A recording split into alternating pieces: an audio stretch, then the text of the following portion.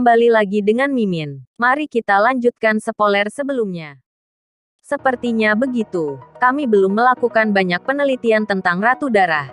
Terutama karena tampaknya tidak banyak hubungannya dengan kultus. Badai akan datang. Badai darah. Badai darah. Lihat bulan. Beta, apakah bulan? Aku menunjuk ke bulan merah yang muncul di langit. Di sisi lain jendela. Ah, lebih merah dari biasanya. Kamu akhirnya menyadari, itu, bulan merah. Mungkinkah, itu bulan merah legendaris? Petik 2. Kamu melihatnya. Sementara Beta menatap diam-diam ke bulan merah. Aku minum anggur merah cangkirku. Bulan merah legendaris. Segalanya terdengar jauh lebih keren ketika dia menambahkan kata, legendaris ke namanya. Itu tidak mungkin.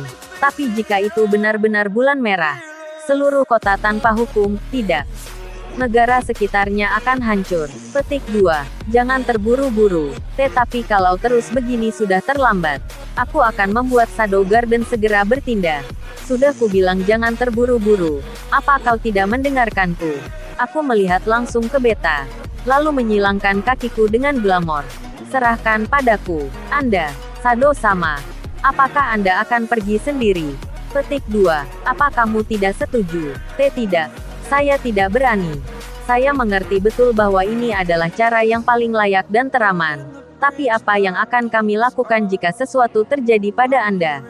Petik 2. Jangan terburu-buru. Aku berkata sambil tersenyum di ujung bibirku.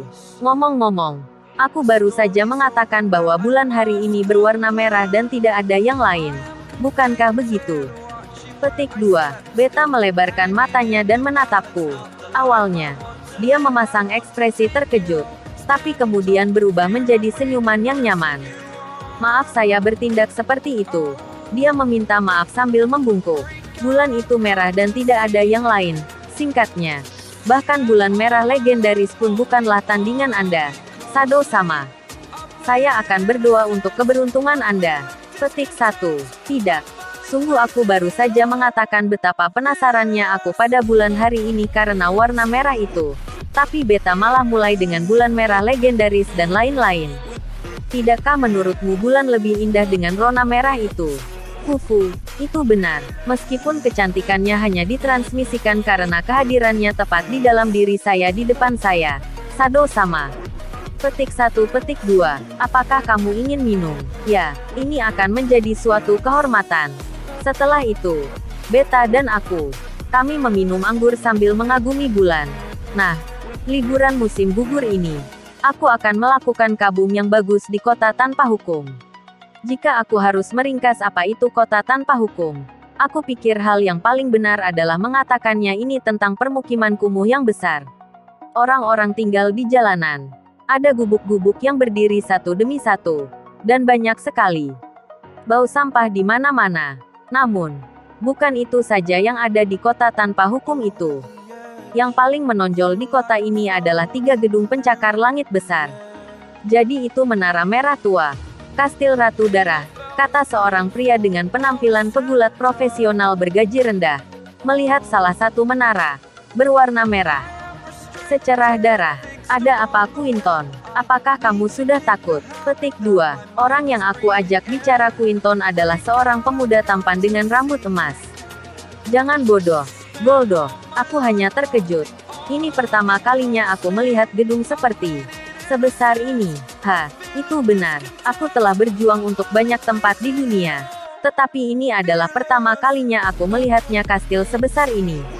Butuh 1 hari penuh untuk menjelajahi sepenuhnya. Petik 1. Keduanya menghela nafas saat mereka melihat ke arah menara merah. Menara merah tua itu menjulang tinggi ke langit, dengan cara melingkar. Bahkan tidak bisa membayangkan bagaimana seseorang membangun menara itu.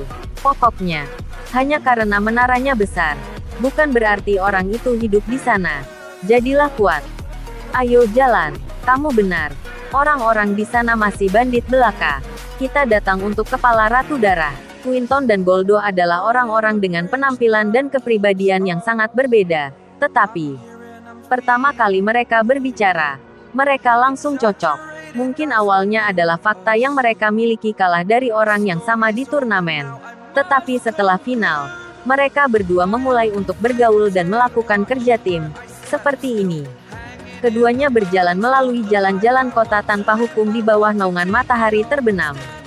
Sementara, semakin mereka berjalan menuju pusat, semakin mereka meninggalkan ruang yang mirip dengan lingkungan miskin. Dan mereka memasuki kota multikultural dan hidup. Itu mengejutkan. Ya, jangan lengah. Ini adalah pemandangan yang tidak bisa dibayangkan oleh siapapun di luar. Perubahannya di daerah itu tidak hanya dibedakan oleh konstruksinya, tetapi juga di dalam. Mereka semua memiliki tatapan yang tajam. Melihat mereka berdua seolah-olah mereka berdua masih kerocok kecil. Tidak ada orang yang lemah di sini. Quinton dan Goldoh langsung mengerti. Mereka terus maju, siap menghunus pedang mereka kapan saja. Semakin mereka maju melewati daerah perkotaan, semakin banyak perasaan suram yang meningkat yang mengelilingi tempat itu. Ini adalah tanda wilayah Ratu Darah. Mereka berdua merasakan perubahan atmosfer tempat itu. Kita sudah dekat. Mereka tidak lagi melihat siapapun berkeliaran di sekitar tempat itu. Tetapi mereka merasakan kehadiran menggeliat di dalam rumah. Dari sini kau juga bisa melihat menara merah dari dekat. Keduanya melipat gandakan kewaspadaan mereka. Kemudian mereka akhirnya tiba di depan menara merah.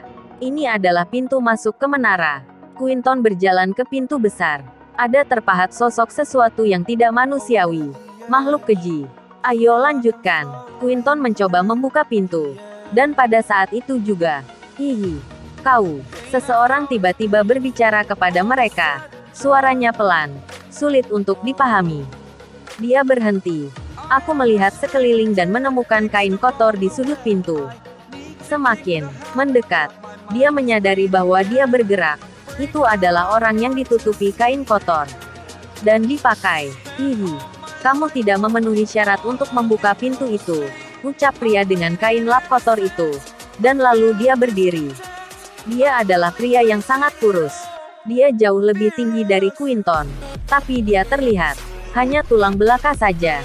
Dia juga sangat pucat. Saat dia bangun, rambut putih kotornya rontok di salah satu sudut kain. Mayat hidup, itu cara terbaik untuk mendeskripsikannya. Apa maksudmu kami tidak memenuhi syarat? Satu-satunya yang bisa membuka pintu ini adalah para pelayan, tamu atau mereka yang kuat. Begitu, tentu kami bukan pelayan atau tamu. Tapi kami kuat dan kami datang untuk kepala Ratu Darah. Kata Quinton. Menyeringai pada pria di dalam rambut putih. Mata cerah pria itu menatap Quinton dengan hati-hati. Lalu dia tertawa. Hihi. Hihi. Hihihi. Apa yang lucu? Hihihi. Aku selalu menganggap diriku bodoh. Tapi ini pertama kalinya aku melihat seseorang jauh lebih bodoh dariku. Itu lucu. Apa katamu? Hihi. Kenali posisimu. Setelah kau menjadi sepertiku, sudah terlambat. Kata pria berambut putih itu sambil melepas sebagian dari kain kotornya. Yang tampak adalah bagian kanan tubuhnya. Namun, tidak ada apa-apa dari pundaknya ke bawah. Inilah yang didapat orang bodoh dengan menantang Ratu Darah 4 tahun lalu. Si bodoh yang kehilangan lengan dominannya. Dan dipaksa bekerja seperti anjing penjaga. Lehernya dijepit dengan kerah dengan beberapa rantai berat. Tapi aku Quinton. Petarung turnamen Dewa Perang. Dan ini adalah Goldoh, naga emas yang tak terkalahkan. Kami tidak lemah seperti Anda. Hihi. Aku tidak kenal siapapun dari kalian. Maaf. Aku biasanya tidak ingat nama orang yang lebih lemah dariku. Lalu siapa kamu? Petik 2. Hihi. Sekarang aku hanya anjing penjaga. Meski dulu mereka mengenalku seperti Iblis Putih. Iblis Putih. Tidak pernah mendengarnya. Goldoh. Pernahkah kau mendengar tentang dia? Bertanya Quinton pada Goldoh. Kurasa begitu. Di suatu tempat. Tapi, maaf. Aku tidak ingat. Goldoh menggelengkan kepala. Namun, dia dengan jelas memperhatikan anjing penjaga itu dengan hati-hati. Jadi begitulah. Keroco lemah dan tidak dikenal. Petik 1. Hihi. Tidak masalah. Nama orang bodoh itu harus dikubur dalam sejarah. Maaf. Tapi kau harus membiarkan kami lewat. Aku adalah anjing penjaga tempat ini. Aku tidak bisa membiarkan orang lemah lewat. Jangan salahkan aku nanti. Quinton menghunus pedangnya sambil melihat anjing penjaga yang baru saja berdiri di sana. Anjing penjaga juga menghunus pedang panjang dengan lengan kirinya. Itu adalah pedang cantik, jauh lebih besar dari orang biasa. Hati-hati, Quinton. Hati-hati. Dari apa? Petik 2. Dari pria itu.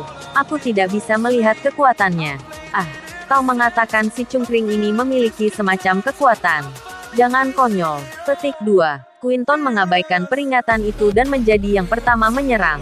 Pedang besar Quinton menarik garis yang diterangi oleh sinar matahari terbenam dan kemudian, darah tumpah di tanah. EGGGH. Petik 2. Pedang besar itu jatuh ke tanah dengan suara keras. Terpotong menjadi 2. Quinton. Goldo berteriak.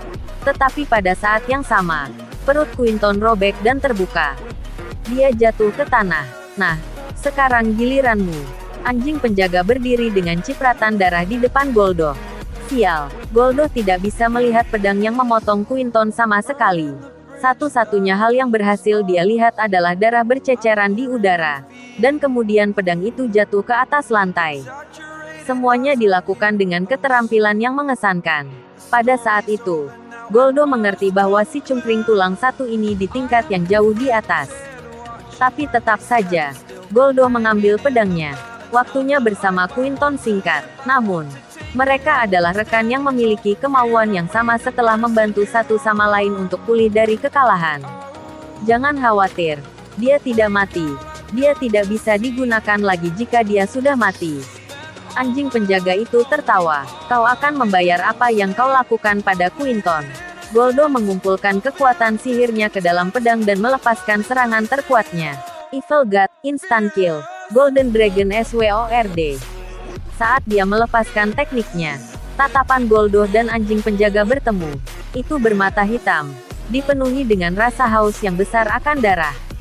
Goldo melihat mata gelap itu, segera teringat nama iblis putih itu. Apakah kamu itu? Anjing penjaga itu mengangkat bibirnya sambil tersenyum.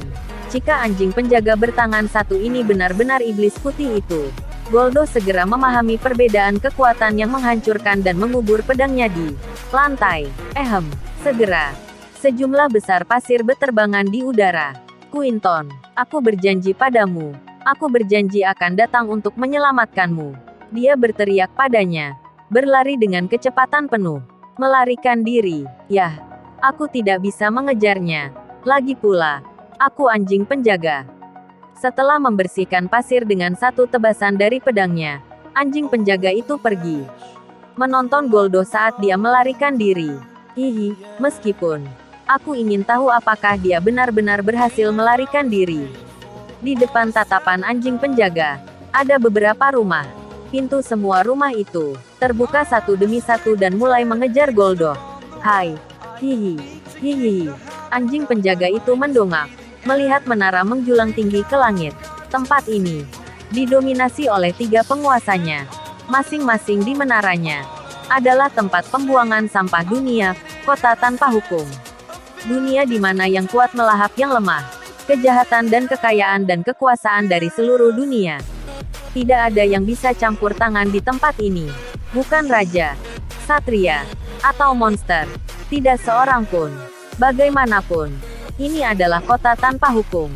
Tempat di mana kekuasaan adalah satu-satunya hukum saat ini. Terima kasih telah menonton videonya. Yang belum subscribe di subscribe dulu guys. Dan jangan lupa nantikan spoiler selanjutnya.